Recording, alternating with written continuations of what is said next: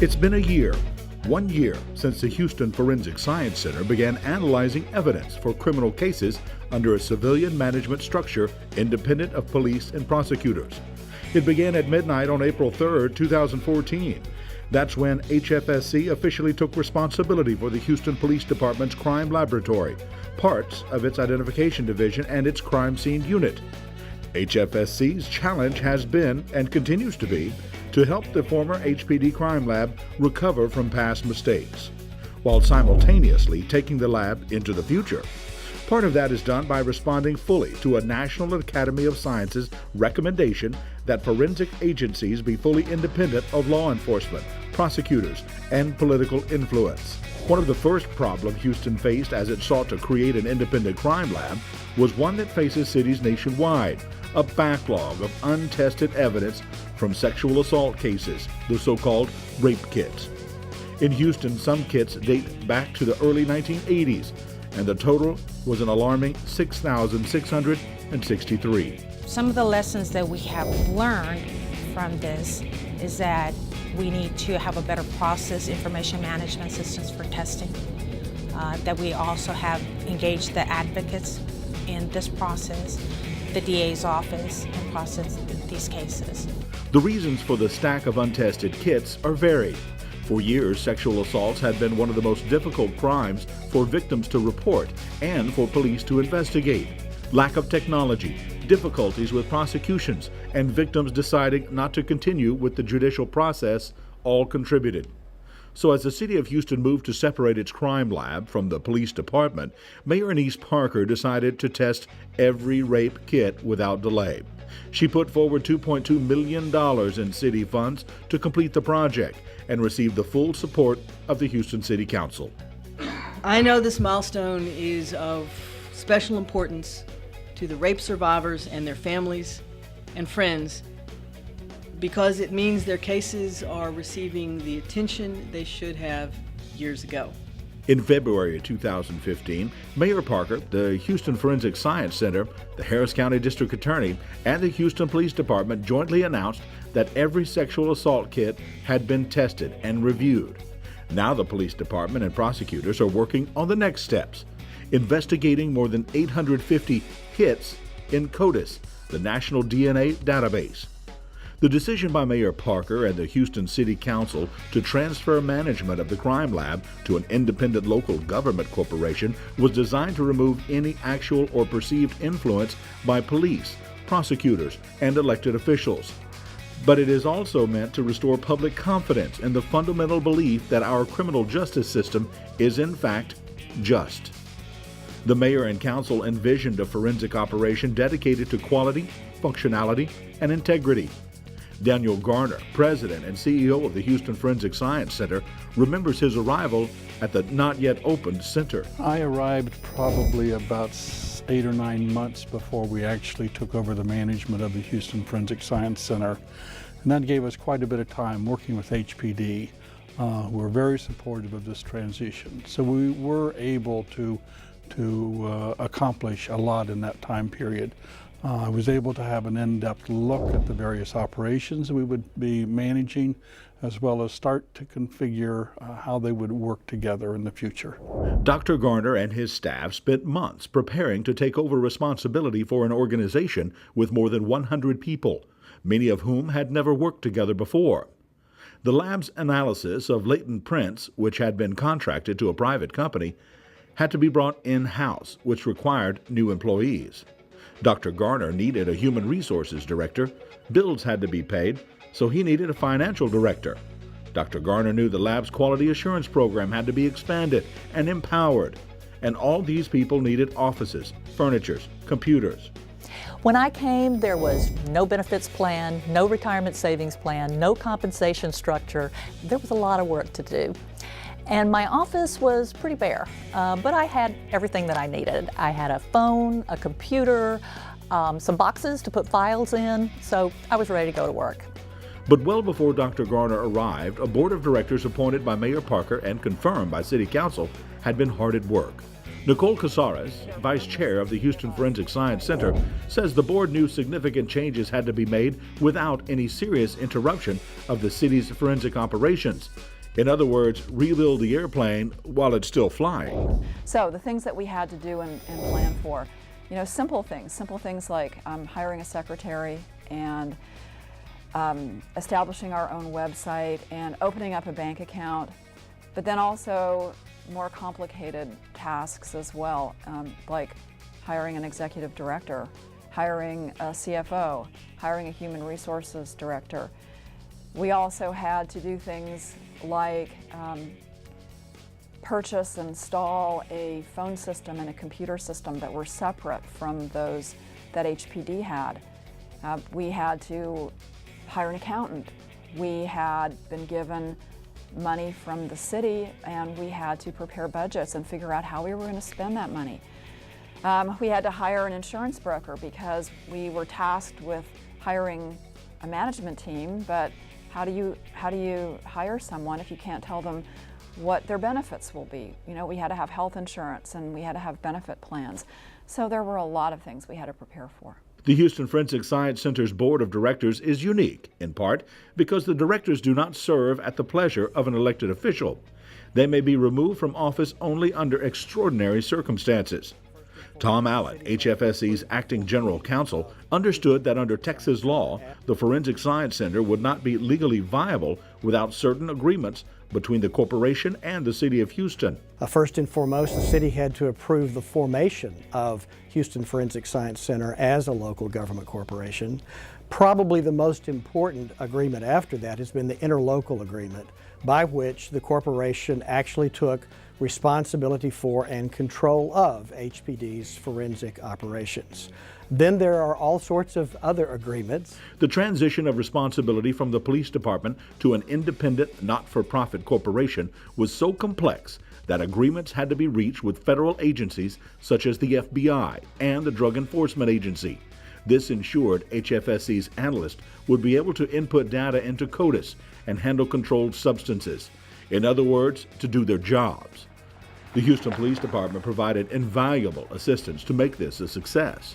Still, Dr. Garner knew the transition would not be fully successful without a change of focus. To being really one of science-based as well as customer service-based. So we continue to want to put out the highest quality work that we can in a timely fashion. So in many ways, our focus is still on providing good forensic science for our customers in a timely manner. What's different is the tools that we have to address that. We are in charge now of justifying our own budget, of identifying the equipment, the people, the tools that we need to make that happen, and then justifying that and making those things happen. We are in charge of our services that we provide in our future. To the credit of the Houston Police Department, changes had been underway for some time.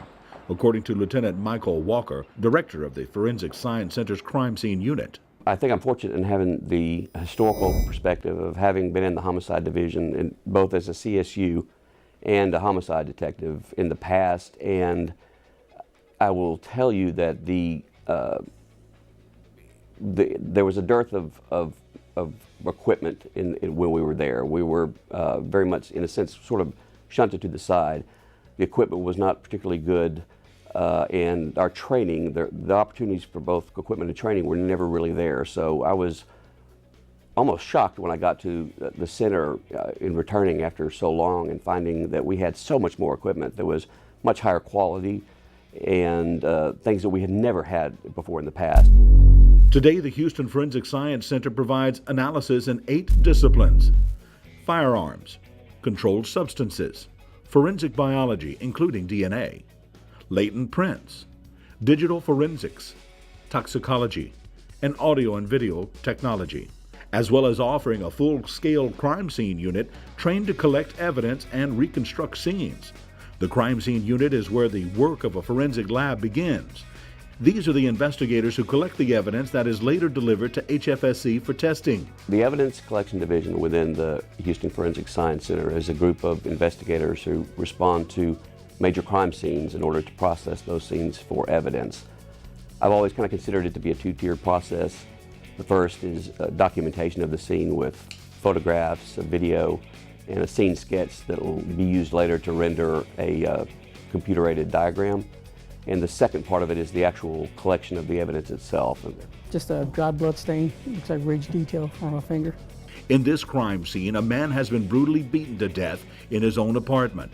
The assailant nowhere to be found. Yeah, we're here processing the scene of a possible murder, and when top of year is done documenting the scene, we're going to notify the ME's office. These highly trained investigators from the Houston Forensic Science Center's crime scene unit scour the apartment for any evidence that can be scientifically analyzed to help solve the crime. Well, when we came in, we noticed these blood stains on the wall. You have medium velocity stains, and you also have drip patterns on the wall. And then we also have looks like a fingerprint, just a little bit of ridge detail on this frame here. And inside the bedroom, we have a couple of stains. They just look out of the ordinary. In another case, a woman has been assaulted and killed, her body stuffed into a concrete pipe under State Highway 59. Sergeant Jeff Cruiser explains. There was a homeless woman who was found here in a drain pipe several days ago. Her death was very suspicious, and it's currently being investigated as a homicide. In early 2015, the center's crime scene investigators received a new tool, a state-of-the-art instrument that combines a laser scanner and a digital camera capable of capturing three-dimensional measurements and photographs to help reconstruct a crime scene. So this is the Faro 3D laser scanner, which essentially uses a laser to measure millions of different points at a crime scene and takes digital photographs as well. And later, back in our office, it can put it all back together, and you can make measurements off of it or make 3D models and insert pictures and other things that we need to show juries in a 21st century courtroom. With a staff of 25, the crime scene unit covers all shifts, day and night. Lieutenant Walker explains. It's unique in the sense that it has different types of employees at this point. Police officers, City of Houston employees, and also employees of the center. So it's very much a sort of amalgam of different personnel, which I consider to be very unique. And my understanding is that it's very much unique nationwide, and the center is being looked at very closely as a model in the future. A crucial part of an investigator's job is to ensure evidence is collected properly and that the crime scene is completely documented with photographs and video.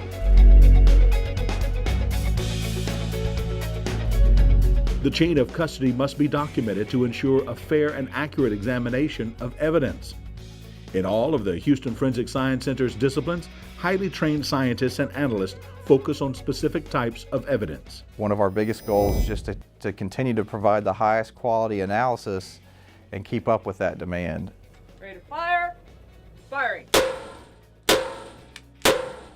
In the Firearms Division, professionals managed by HFSC provide the highest quality analysis by testing firearms.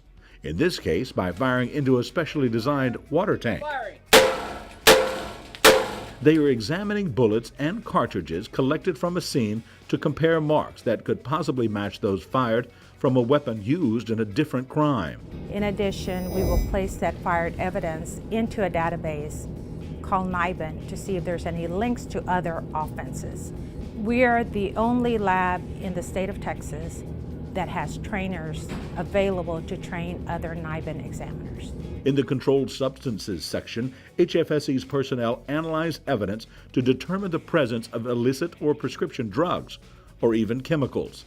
This section alone receives close to 16,000 cases every year. Analysts who conduct testing also provide expert testimony during court proceedings. We process crime scene evidence for the presence of biological material. Forensic biology also plays an important role in the lab. In this area, scientists identify bodily fluids such as semen and blood. They carefully analyze the DNA, which is then compared to profiles entered into CODIS. The results may help match an unidentified profile to an identified person and link a crime to a suspect. Equally important, the results could prove the innocence of someone wrongfully accused of a crime. Our biggest goal is to get to a 30-day turnaround time, meaning when evidence is received by the laboratory, a final DNA report would be issued within 30 days' time. Historically, we've focused largely on the more violent crimes, but as our capacity continues to improve, we will be able to process more of those property crimes. And in fact, because of the success of all the changes we've made recently, we are seeing more and more requests from officers as they see the utility and advantages that DNA testing can provide to their investigation. A latent print examiner will process evidence. That is one task. They will process the latent prints, examine them, observe them, categorize them, and enter them into databases if they're sufficient. In the latent print section, most analysts hold a latent print certification. Analysts use the latest technology to develop and compare prints recovered from a scene, again with the goal of linking the crime to a suspect. The system allows the prints to be compared to local, state, and national databases. Demand is increasing rapidly for services provided by HFSC's Digital Forensics section. The supervisor of the section explains. Digital forensics is a growing area. It's also part of the digital and multimedia evidence section at the Houston Forensic Science Center. They primarily assist investigators with preserving, previewing, and capturing data or video or images off of computers, hard drives, cell phones, anything that has a hard drive or can store data. In the forensic audio and video section, experts use special audio computers to process analog and digital recordings. Audio evidence may be examined to increase speech intelligibility, accentuate noise, and improve quality. Analysts use this tool to identify security systems and mobile and other electronic devices. As far as technology changing in the audio-video unit, we're starting to see a lot more possibilities with facial recognition and video analytics to help with the automation of identification of criminal suspects and also targeted video analysis. So there's some exciting technology changes happening in the audio-video unit. There's more cameras everywhere. They're prevalent throughout society. And we also even get video from the city's public safety video network. In some ways, the toxicology section is similar to controlled substances. Toxicologists blend analytical skills, clinical chemistry, and pharmacology to assist with criminal investigations. State-of-the-art equipment allows experts to examine everything from common street and prescription drugs to food or biological samples, thereby identifying drugs, alcohol, and even toxins. The crime scene unit and the scientists in the lab work together to ensure that findings are precise and consistent. The idea is to be as meticulous and as systematic as possible in order to make sure that we do everything the same way. As Dr. Garner has explained, at the end of the day, the Forensic Center's goal is to serve others. My top goals continue to be to set up a first-class forensic operation functioning on a regional basis, providing high-quality forensic services to our customers. And that's, I think, if we can do that, we will have fulfilled our commitment to our board of directors as well to the city of Houston. But there's a lot of issues that we have to deal with in order to make that happen. But that continues to be the goal. Tom Allen is convinced the Houston Forensic Science Center will be a model for other local governments. I do think other cities could follow this model. Some of the legal structure that's behind a local government corporation is particular to Texas law. I don't know if the local government corporation structure exists in other states. So you have to have a legal starting point. But the idea of setting up an entity that is free to make its own policy decisions, which is what we have here, should be a model that other cities will be able to replicate. HFSC's commitment to quality and efficiency, together with its unique governance structure, helps ensure the center's success. Providing top quality forensic science services in a lab that embraces a culture of science is our number one goal. And I think we're already doing that. We've achieved that, but in this field, quality is a moving target, and we can't ever cross that off our list. Providing the best quality services is something that we can never become complacent about. So that goal never goes away. Now, as the Houston Forensic Science Center closes out its first year, it looks ahead to an even brighter future. Services to the community will be expanded. Quality and efficiency will be improved. All disciplines will be internationally accredited. And Houston will become a model for the nation for how to structure and operate a forensics laboratory, helping to restore public confidence in our criminal justice system.